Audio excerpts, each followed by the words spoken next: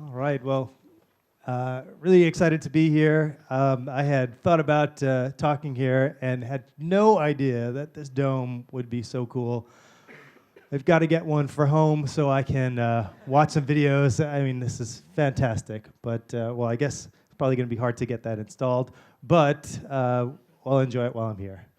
All right, so I'm going to talk about working in harmony and how you can work together as a team regarding workflows for content developers, or content creators and developers.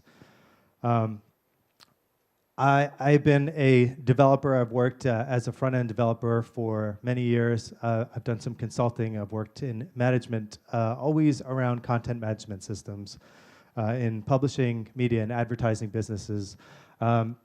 So a wide amount of experience working with different types of people, different roles. And so I currently work at a place called WP Engine. We're a sponsor of the event today. Really happy to be able to come out and be at the event that we're sponsoring.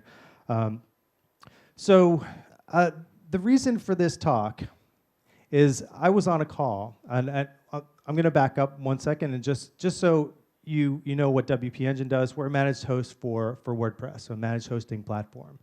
So we have an office in London that's newly opened. The company is based in Austin, Texas. We're about 5 years old. We have 300,000 customers.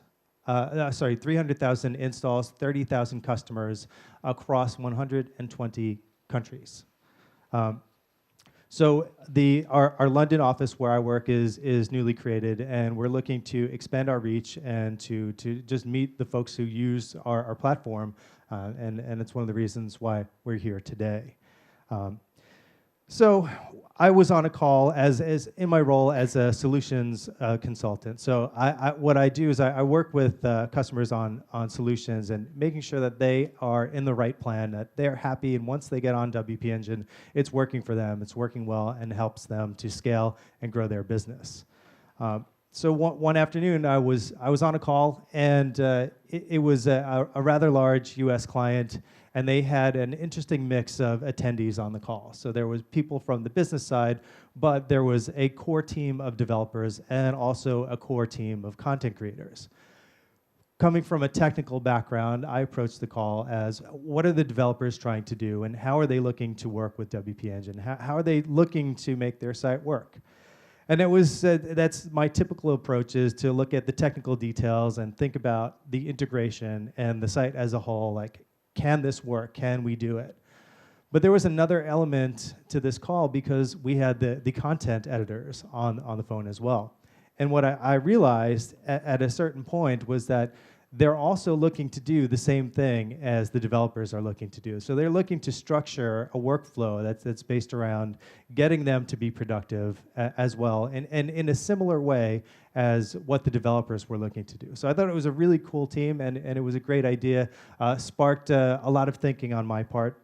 After that, I went and considered different ways in which you could do a content workflow based around dev workflow. So that's really how we got to where we are today. We'll talk about a couple of things. Like I want to just talk about the teams that you work with, and just open up the definition of a team. We'll talk about how these teams can work together, and then I'll look into dev tools, spend a significant amount of time on dev tools. We'll look into deployment workflow. And then, development workflow, and then I'll talk a little bit about deployment and how I've set this up, and we'll talk about content workflow as well. Hoping that there's some time I can demo a couple of things, and then we'll leave some time at the end for questions. I will post this on SlideShare, the presentation, the deck, so if you'd like to download it, you can, and my blog is edmundturbin.com. All right. Let's think about who are the people on your team. So I've got a couple of colors going on here, because I think in regards to this talk, there are really two groups of people that we're going to talk about. But that doesn't mean that your team isn't larger. And when I say team, I'm not talking about developers. I'm not talking about content creators. I'm talking about the group as a whole that works together to make something happen. So it's going to include your project managers, account managers, QA people, your client, but that's not always going to be the case. You're not always going to have these different types of roles. It depends on you, your environment, your team, the company, the ways of working. So these are big variables.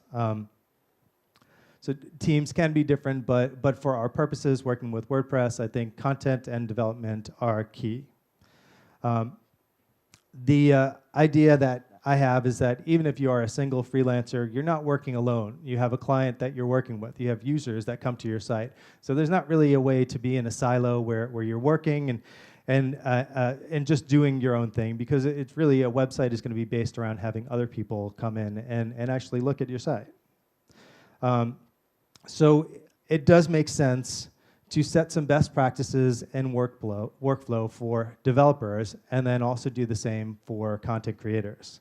So I'm going to dive into the developer side. I think that this audience is probably a bit more on the technical side. I've looked at some of the presentations that have gone on already and some of the presentations from this afternoon. And the things that I'll talk about will probably be explored in more depth in some of the other talks. So I'll be really just talking about high-level working around different systems, different tools. So local dev is really an essential thing as a developer. You're always going to want to work on a system that you can take, that's mobile. I'm really comfortable with my laptop, as are many developers. It's just the way of working. So when you're looking at your laptop and trying to figure out how you can do your development, there's a couple of different options. You really need to make it work and install applications that are going to serve your pages. So it's going to process your PHP. So generally you have PHP, Apache, MySQL, and potentially other applications that make your development stack work. So I for a long time, I was doing this at the OS level. I was maintaining my own PHP. I was installing Apache, MySQL, and then updating them. And this was one approach that you could potentially take. This worked for me when I was doing freelancing. I was doing my own work. There was a day when I upgraded my OS, and suddenly everything stopped working. And I took about 24 hours, tried to figure out a way to get back on track working, and it was tough, because I really had to evaluate what I was doing and why I was looking to work at the OS level. So I had my Mac, the operating system was updated, and now nothing works. So in order to be productive, I looked at other ways of doing things. So as far as the options that you have available today, MAMP is a solution that you can install locally. You can use Vagrant or Docker. So these are different systems and different ways of having your development environment on your local machine. So dig into MAMP for a second, because that's really the solution that I ended up using.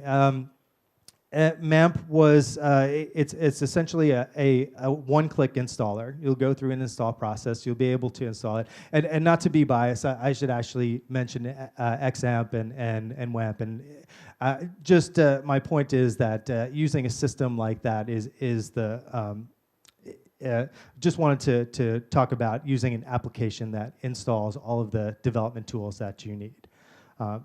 So for me, MAMP, working on my local machine was great. I had ease of use. Installing was simple. A couple of things relies on your OS. So if I'm using MAMP and then there's another person on my team who's not using the same, is not using a Mac, maybe there's a different set of software, a different set of tools that person uses. So one of the issues that I came across when using MAMP was that when I tried to use tools from the command line, I tried to run a query from MySQL, I ended up actually using a different MySQL. So I was using the OS version of MySQL. And of course, you can configure that with your path, and you can set it so that it does work, but there's some configuration there that you'd have to do, and at times that was frustrating when I just wanted to dig into it. and make it work. So after some time, I looked at Vagrant, and it took me a while to wrap my head around how to work with Vagrant and how to get things running. Vagrant is essentially a virtual machine. So it's a scripted install of a virtual machine. Allows you to go ahead and take a complete operating system that's configured with all the tools that you need and keep it locally. So this made a lot of sense to me, and I thought when I was working in a team, it really makes sense to have this mirror your production environment, have the same tools as you would have on your servers, but also have all of your developers on the same install. So really easy to set up. Once you sort of get the basics, once you install some of the software dependencies and requirements, Vagrant up will get your local machine running, and I found it really a great way to work. And again, this is a way that you can really have everyone looking at the same system. The problem of, well, it works on my machine, but it doesn't work on production, it would be completely avoided because you're all on the same system. Another way of working is Docker. So you could install Docker, which is using a different paradigm of a virtual machine. You're essentially using a container. A container is at the application level. So you create a container that has all of the tools like PHP, MySQL, Apache, and whatever else that you would need to run your WordPress site. And then that container runs on a virtual machine, but you can run many different containers on the same OS. So rather than in Vagrant, if you wanted to create another Vagrant box, it would literally be another copy of another OS running locally. All right, cool. So let's get into some of the dev tools and some of the reasons why we want to use the same stack of dev tools across our team. What I like to do is have the same tools, the same plugins for my sites. When I create a new site, I always want to have a starting point or a template. So I think it's important to define the things that you use and then also have your developers working in that same environment, and also define the way of working, the way that you interact and actually get your development done. The plugins that I find useful are debug bar, debug tools, environment indicator, which is something that I'll show you a little bit later on. For a lot of my work, I work on the theming side of things, so demo data creator is really important to be able to populate a post or a page with some content that's similar to what an actual editor would add. And then when working with roles, user switching is super important, just so I don't have to log out. I can see what a user actually does. I can troubleshoot any permissions or access issues. When you're working on your local machine, there are a couple of things. So we've got the local dev environment. So we've sort of nailed that down. It's Vagrant, it's MAMP, or whatever you feel comfortable with. There's also other tools that you would install on your local machine to interact with that install. So a couple of the ones that I prefer and I found really useful are Git-Flow. And Git-Flow is a way of managing the way that your Git repository branches and the way that your team works as far as Git goes. WP CLI is extremely useful for getting things done without having to go into WordPress, avoiding the dashboard. If you just want to turn a plugin on or you just want to change your theme, quite an easy way and very robust functionality based in WP CLI. In order to go in and make changes. I've overlooked this one for a really, really long time. And I think as you have a situation that comes up where you make a change and something doesn't work out, something goes wrong, really important to have a local backup. So a full backup, your database, your files, so that you can go back and just get back to work. So I've used just a local backup plugin that will run on a schedule once daily, keep the backups for 7 days, and that seems to be a really good thing. Another thing you'd really want to define is how you're looking at content, how your developers are looking at the content as your site grows and as the site progresses. So it's important to have just a schedule around bringing content down from production so that if it's important for developers to see current content, then they can actually have that. All right, so sometimes as developers, we find ourselves doing things that are repetitive. We're doing the same things over and over again. That's the nature of software development, is that we're doing things that happen again and again. So automation is a technique that you can use to make it easier to go through these things which you know are repetitive. And it's really helpful to take a look at what you do when you're working and understand if there's things that you go through and say, well, I do these 7 steps all the time just so I can have this result. So typical things that you'd want to automate would be your Sass compiling and minification. So for front-end development, workflow would look something like this. So you'd make a change to your Sass file, you would compile, then minify, create your CSS files, and then have your browser reload. So all of those steps, if I had to do that every single time I made a change to a Sass file, I think I'd go pretty mad.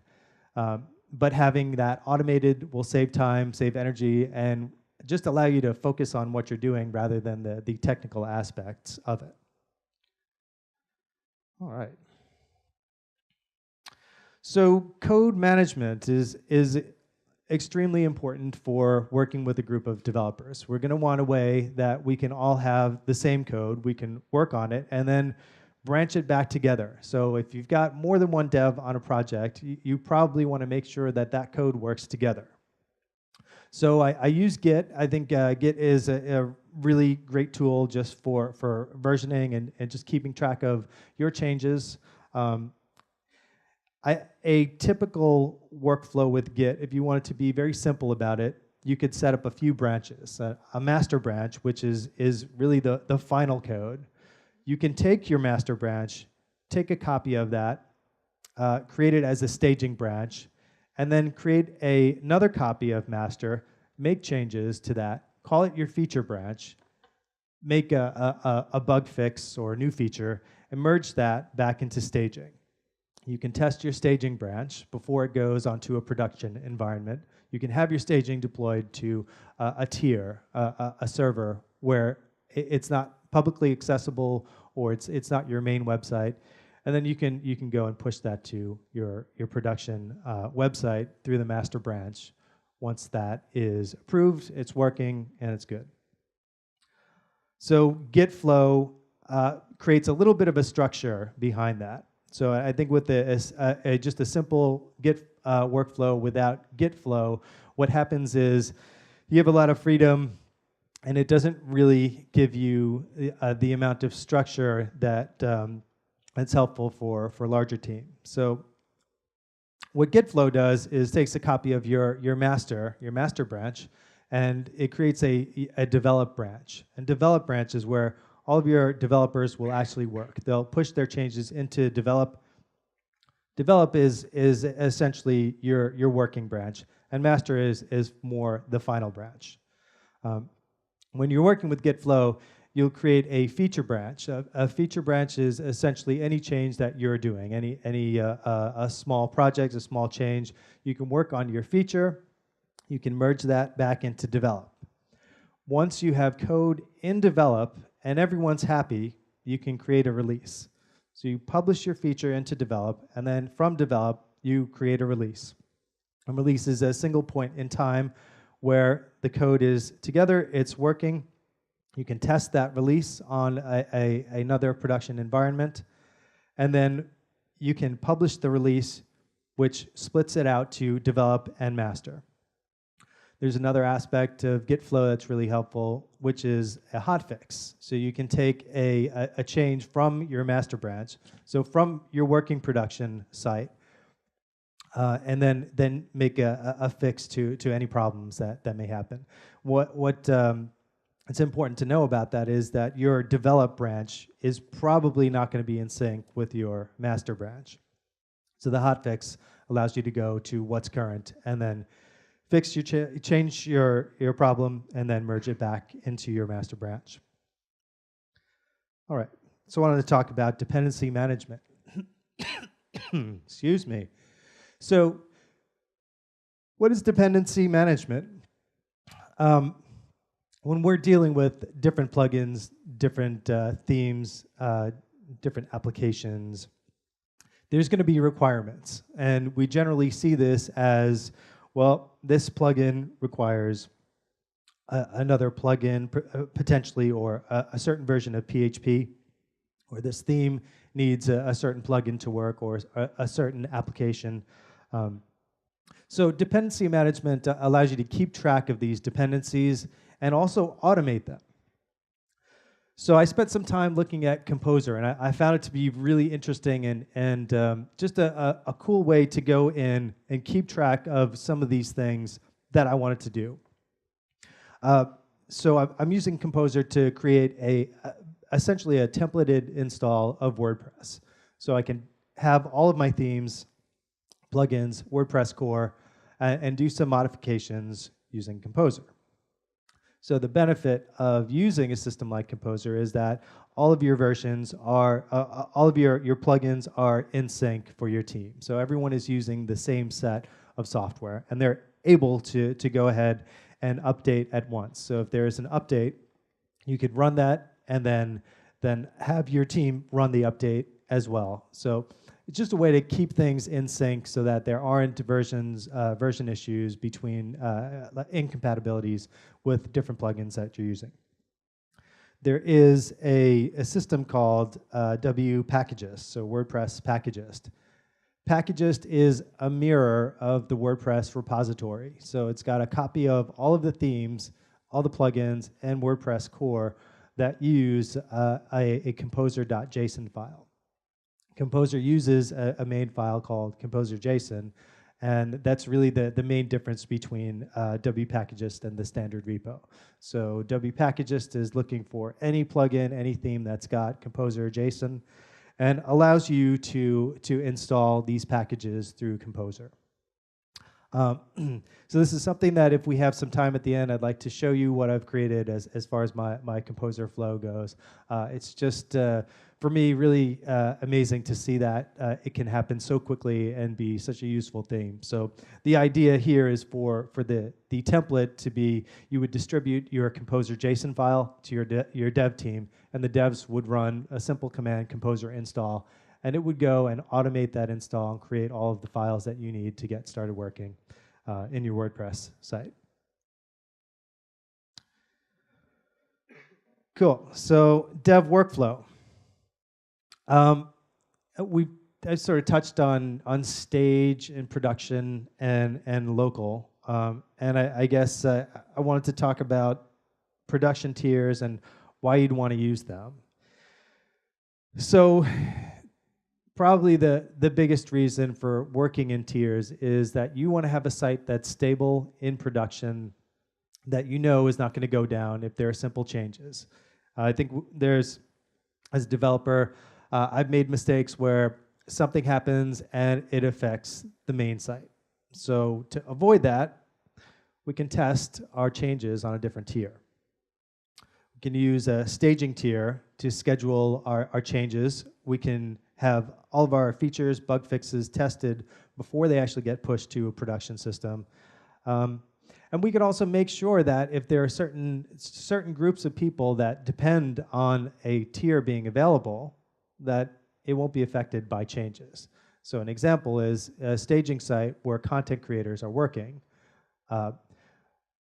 Allow that tier to not be affected by any dev pushes. So you would push to an environment called dev, do your development testing, and then only push to staging when an actual release happens. So this way the content creator workflow can be maintained. They can do what they need to do without being affected by any bugs or any problems with the development branch.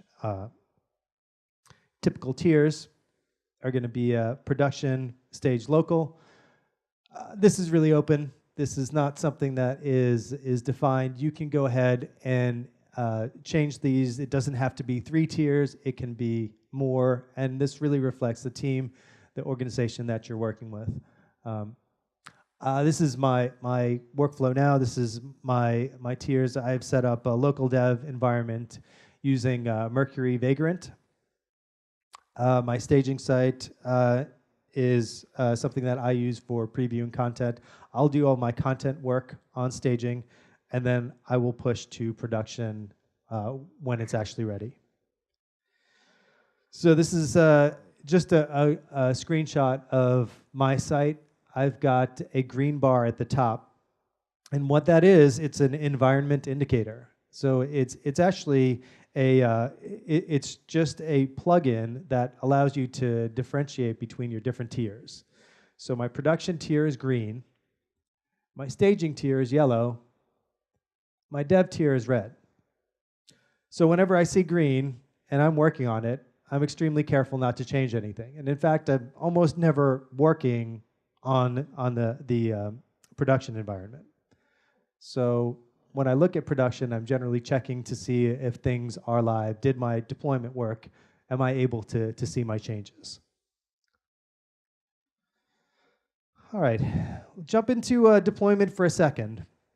I'm not going to focus too much on deployment, but I just wanted to explain how I've set things up, and I think it's really interesting. It's just been something cool to be able to make happen. So I wanted to share that with the group here. So really, you're going to want to take your repository. You're working locally with your sites and version control. You're going to want to push those changes to a central place. So a repository that everyone has access to is critical. So we use things like GitHub and Bitbucket. So the advantages of using a repository service like that is that you have more than just access to a repository. You may have the ability to manage your users. You can set who has access to what project, and it really depends on how your project is working. So I've made an assumption here that up until this point that we're working with a team of developers that is in one place working for one organization. That's not necessarily going to be the case, and it's entirely possible for, in an open source project, for somebody to take the code, make a change, and want to contribute that back into your main code.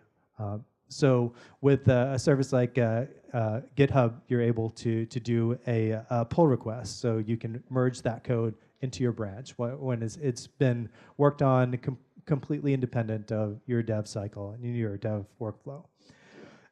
So one of the things that you can also do with a service like GitHub is integrate with a deployment technology to push to multiple servers.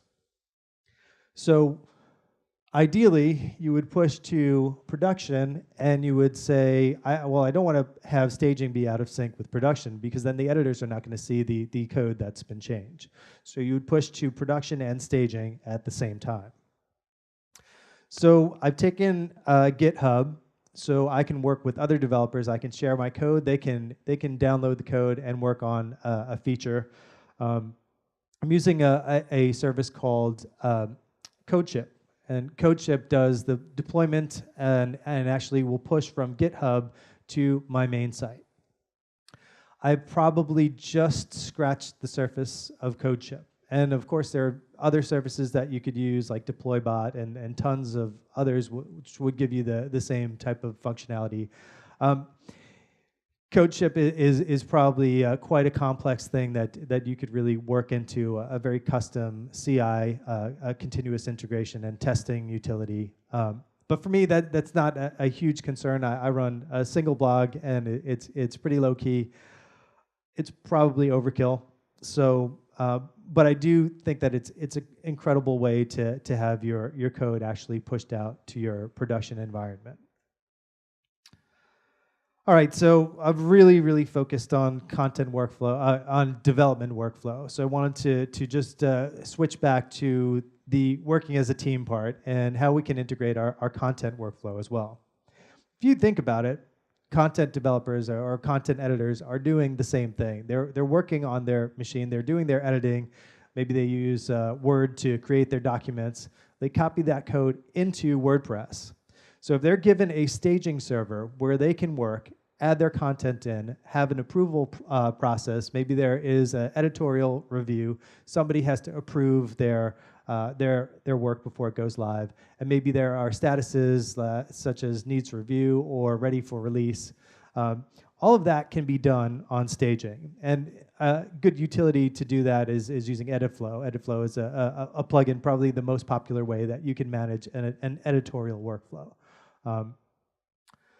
So that said, it's really not that different than the dev workflow. You have one place where you really want to work together, and you never want to work on a production site. You don't want to have content that's done on production and then changed on staging. What happens is you can overwrite those changes and have no really good way to track what's going on. So I thought about how do I stage content? How do I make it so that I can keep content separate and make it so that content editors can work and have the benefit of a tiered workflow? The first thing that I did was export my content. So I did some work locally. I did an export and imported it into my site. That's fine. It works. I think it's probably not the smoothest approach as far as getting content onto a different tier. So I looked around for some other ways to do it. And do a raw DB export, probably a little bit more technical than our editors are willing to dive into. And then there's some database management plugins which will actually copy your database and copy tables over. And I think, again, that's probably a little bit too complex. So we don't want to put the onus on the editor to have to do a whole bunch of technical steps.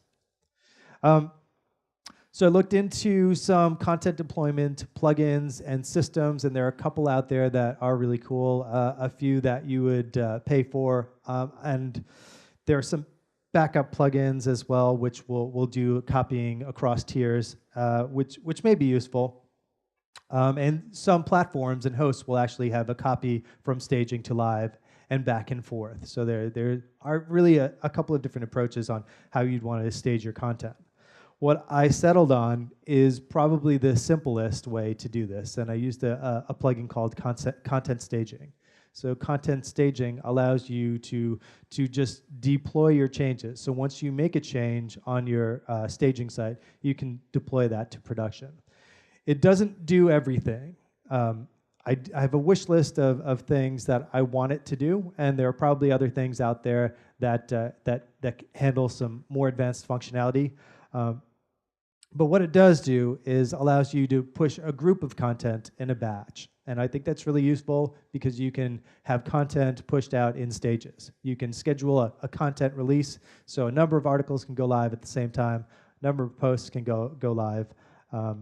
It does a pre-flight check, which essentially verifies that you can push the content and the technical side, the connection is working. And you can also you're not limited to pages and posts. You can push custom post types, and it will also push any media or attachments to your post. What I would want it to do is have a history, an audit trail where I could see who actually did the push, who pushed that content up, so I can go back and say, well, we didn't authorize this change, or there was a problem. Now we need to change it, just to understand what happened.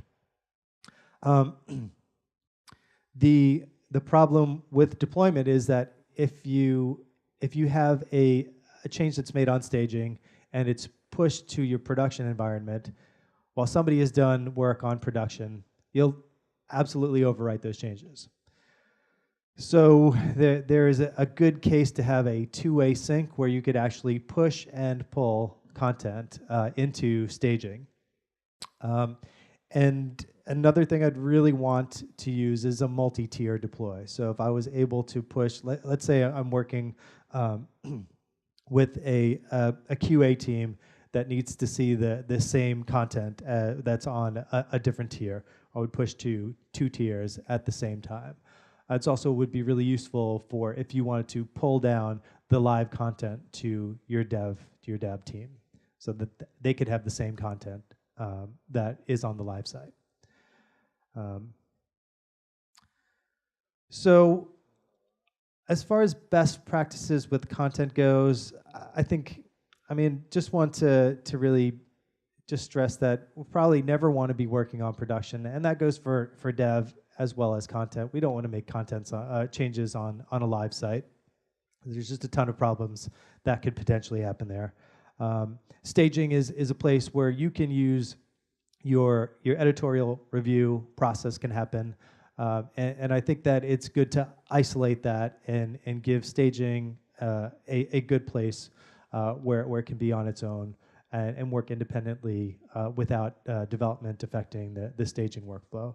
And then the other best practice I would say is make sure you're able to push that content and actually get it across to the next tier using some type of deployment when the content is ready. So I do have some time here for questions, but I also had a couple of things I wanted to show off around the different tiers, my environment indicator, as well as my composer workflow. So let me jump into that if we have some time, and then we'll take some questions.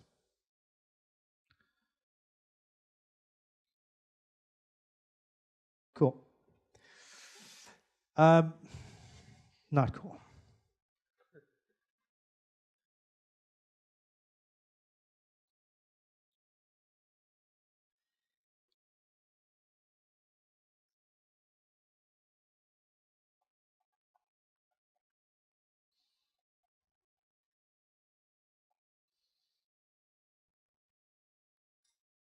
Just give me a second. I'm going to try to switch my screen perhaps here. It's a bit different right now.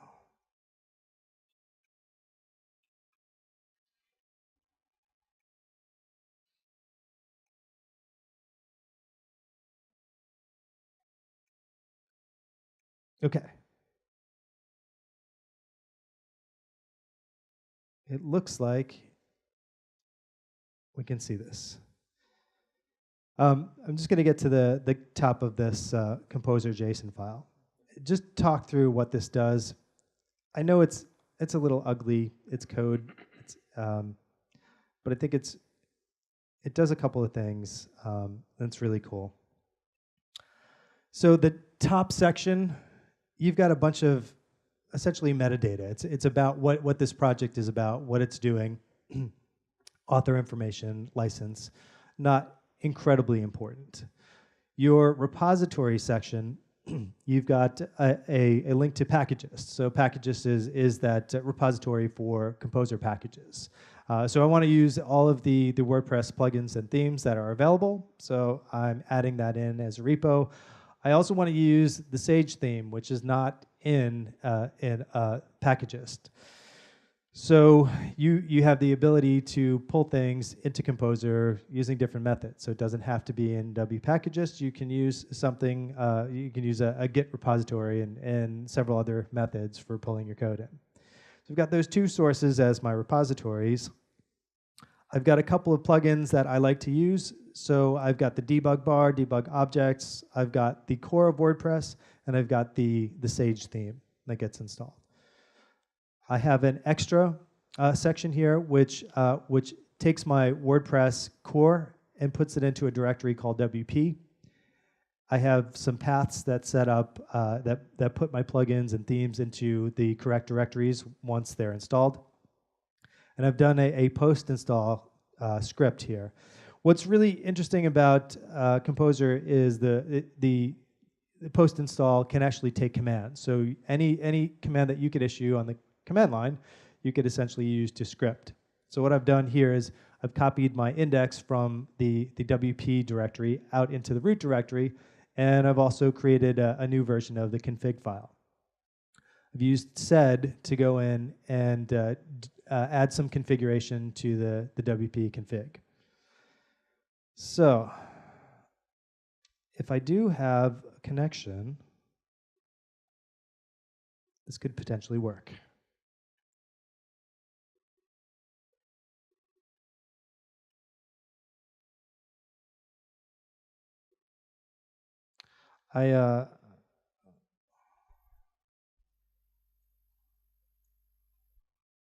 I'm not getting my input. Oh, there's awesome.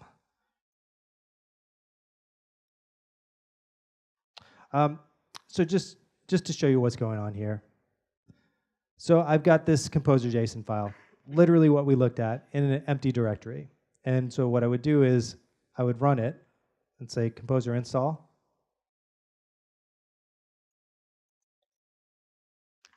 And it's going to go through that config and actually download all of the packages and all the things that you need, do all of that configuration for you. So don't know how long this one is going to take. It's probably chugging along. Maybe we can come back to it and see what the output looks like in the end. But that's something that I think is incredibly useful and just a really cool thing that you can do with your team is set this standard install to work with. So you can see it's gone on to installing the core of WordPress. I'm installing the stage theme, and then it will do those modifications soon after all of those the plugins and theme are installed, like creating the config and moving the directories around.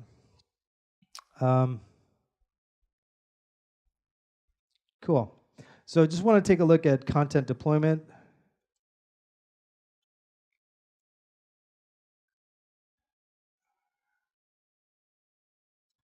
I've added a new file into my repo. I'm going to say so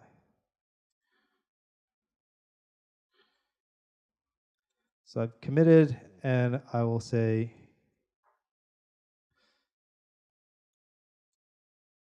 git push origin master. So I'm pushing my repository, I'm pushing my change up to my origin, which is GitHub, and from GitHub that will get deployed via CodeShip.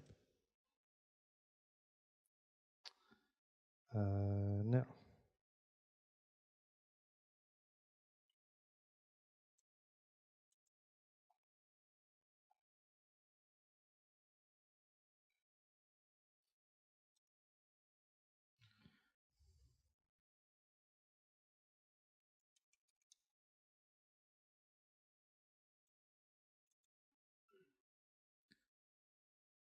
Cool.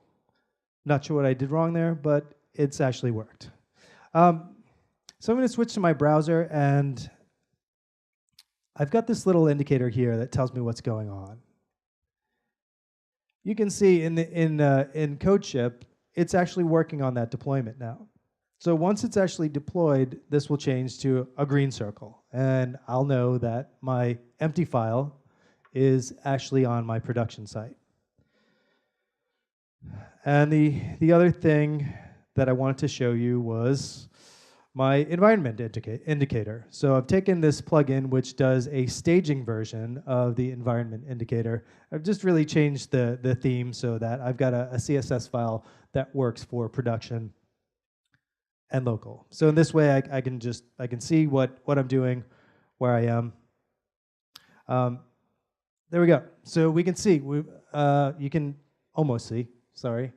It's a little bit cut off there, but there was a message from CodeShip that said the file was added successfully. So I think the last thing that I would want to do is just deploy to production. So I've got my content in staging. I've created an article ahead of time. I'm going to deploy to production.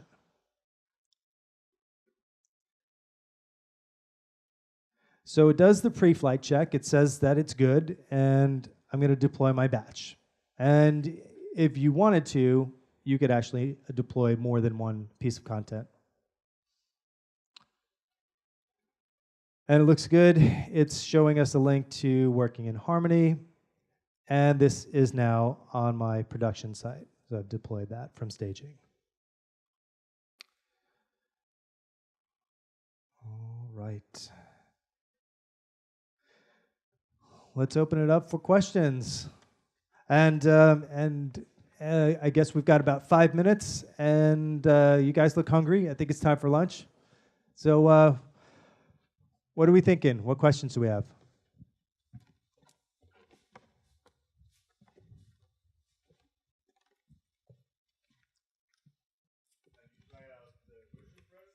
A little bit, yep.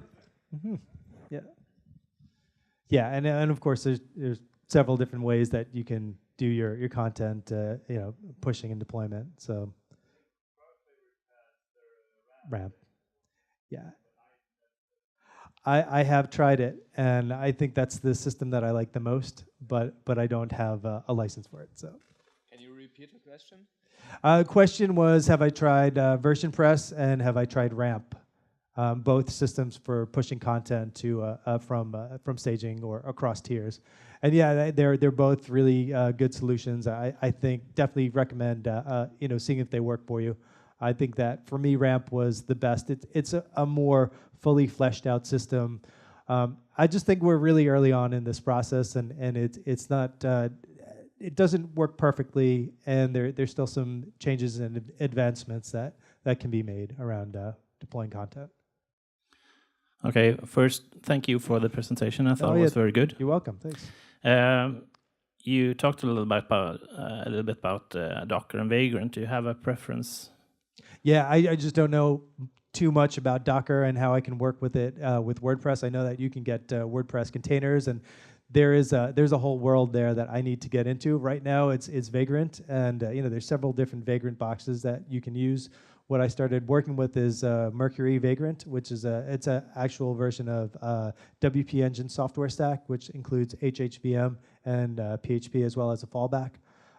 So that's really interesting. That's similar to the server that I work on. So I like to have that sort of line up and be the same system as much as possible.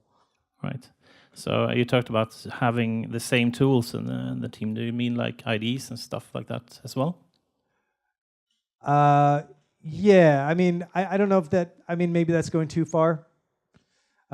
I think it's great if you are really, if you have a preference for Sublime maybe, or something that works well, and maybe you've done more than just used it as an IDE.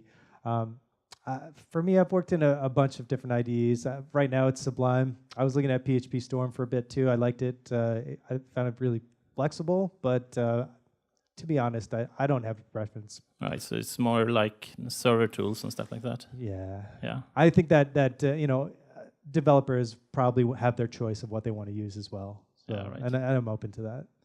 And also, you talked a little about this stage content problem, where the problem isn't most of the time when you're staging a new server. It's when you have to update stuff from a production server. Do you have a strategy for that today that you didn't?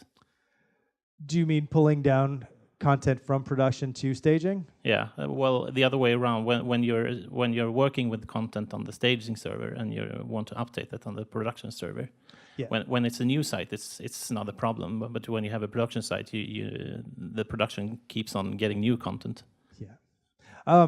So when you're working with content staging, the plugin that I showed you, it will overwrite any changes. So if you have something on production and it's an existing article, it will actually literally just add the new content into it. Overwrite, not merge, not add, but yeah, literally. Yes. Overwrite. So do you have a strategy to get around that problem? The only thing is that you could potentially do is two-way sync, and I don't think we're quite there yet. I think that Ramp does two-way sync. I don't know that it's actually supported by Ramp. I think it functionally works, but it's probably a technically hard thing to implement. Right. And just a note, I watched that when you tried to push the first time. What I do? You push the up key to, so you committed to twice instead of pushing. So that's okay. Thank you.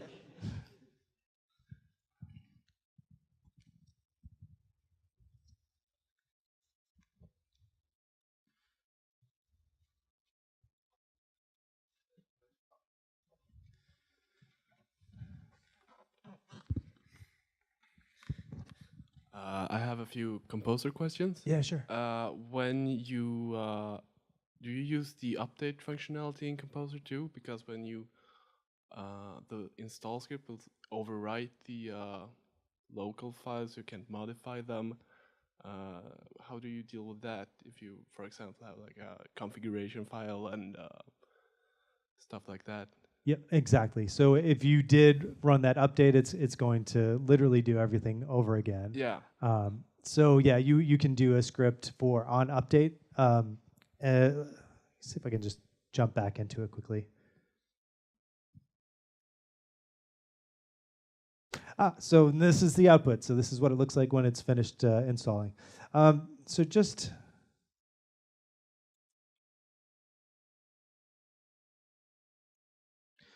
looking at my install for a second. At the bottom, there's a post install command. You can do a post update or an update command. So in the script section, you can add there are a bunch of different things that you can do there. Okay. Another question: in Composer, you have the autoload functionality. So when you use PSR loading, does the VP packages utilize PSR autoloading or no? I'm not quite sure on that one. Okay. If you add, of course, it doesn't. I'm sorry. If you add normal Composer dependencies, like carbon date functionality, for example, where do you put that, the outloading for the normal vendor? Okay. Yeah. I mean, you can add an installer path, and you can put it wherever you want to, and that's essentially what I've done with the plugin. So it doesn't have to live in vendor; it can go somewhere else, and then you can have that auto loaded. Okay. Yeah, that's all. Great, thank you. Hi, I have a quick question. Sure. When you push, say, content from stage to live, would it be possible, for example, to push the new content as a revision of previous content? Yeah. I mean, so do you mean track the revisions? Yeah. And I mean, if you have revisions on staging, you're essentially using that as your system of record. Mm-hmm. So you could switch your revision back to an earlier version and then push that up, and it literally just overwrites. Okay, cool. So it's a good way to manage it. I didn't talk too much about revisions and the sort of built-in workflow for content in WordPress, but yeah, definitely works. Awesome, thanks.